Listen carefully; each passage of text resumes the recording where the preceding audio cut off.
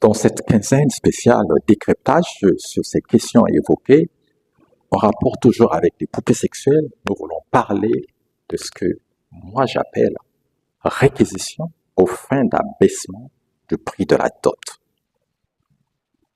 Oui, puisque aujourd'hui la dot n'est plus celle-là que nous avons, sinon pas nous, mais nos anciens, nos aînés en commun et que nous ne connaissons plus, parce qu'une tradition ne se change pas du jour au lendemain comme ça, comme en claquant les doigts.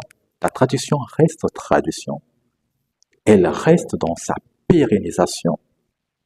Elle ne subit pas hein, la pression ou encore la pression atmosphérique ou comme on parle de taux d'échange, baisse ou hausse.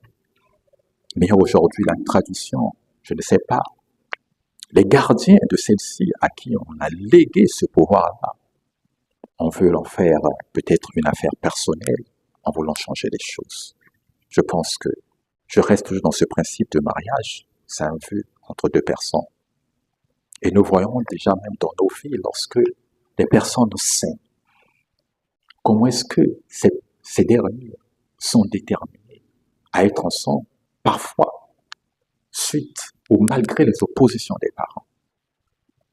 Mais aujourd'hui, les parents, en voyant ce qu'ils ont eu à dépenser dans leur vie pour prendre en charge leur enfant, en voyant ce qu'ils ont investi, tout simplement parce que la vie est devenue difficile dans leurs études, leur éducation, bref, mais pensent-ils que c'est en mariant leur fille que c'est à ce moment-là qu'ils vont chercher à récupérer l'investissement consenti à leur enfant? Je pense que c'est vraiment une grave erreur. D'ailleurs, certains ont même dit, à force de refuser l'ordre providentiel parce que n'ayant pas d'argent, puisque certains ne regardent que le côté financier, alors l'homme providentiel qui devait prendre votre fille va certainement se tourner la tête, aller ailleurs, et ceux à qui vous allez la proposer, ce serait ceux-là, bien que ayant la capacité de vous donner tout ce dont vous avez besoin.